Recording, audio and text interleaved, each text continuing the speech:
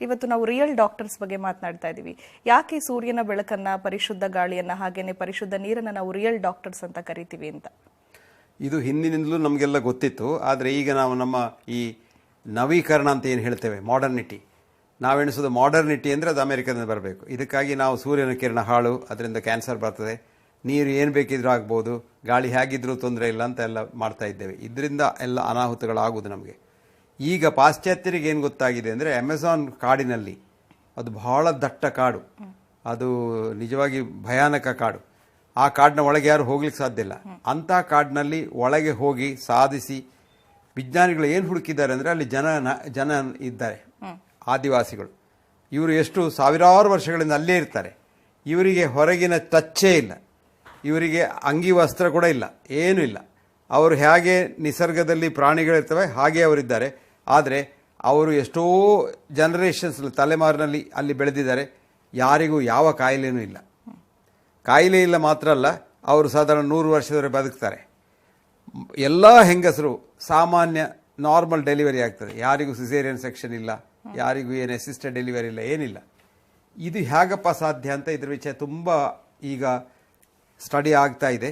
ಈಗ ನಮಗೇನು ಗೊತ್ತಾಗಿದೆ ಅಂದರೆ, ಇವರು ನಿಸರ್ಗದಿಂದ ಜೀವನ ಮಾಡ್ತಾರೆ.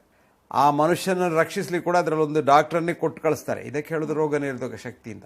ಈ ರೋಗ ನಿರೋಧಕ ಶಕ್ತಿಗೆ ಅಸಿಸ್ಟೆಂಟ್ಸ್ ಈ 3 ಜನ. ಒಂದು ಸೂರ್ಯನ ಬೆಳಕು, ಇನ್ನೊಂದು ಗಾಳಿ, ಮೂರನೇದು ನೀರು. ಈ 3 ಇದ್ದರೆ ಸಾಕು, ನಮ್ಗೆ ಏನು ಬೇಡ. ಆಹಾರ ಕೂಡ ಬೇಡ. ಆಹಾರ ಅಲ್ಲಿದ್ದದ್ದೇನೋ ಆಹಾರ ಗೆಡ್ಡೆ ಗೆಣಸುಗಳನ್ನು ತಿಂದುಕೊಂಡಿರ್ಬೋದು.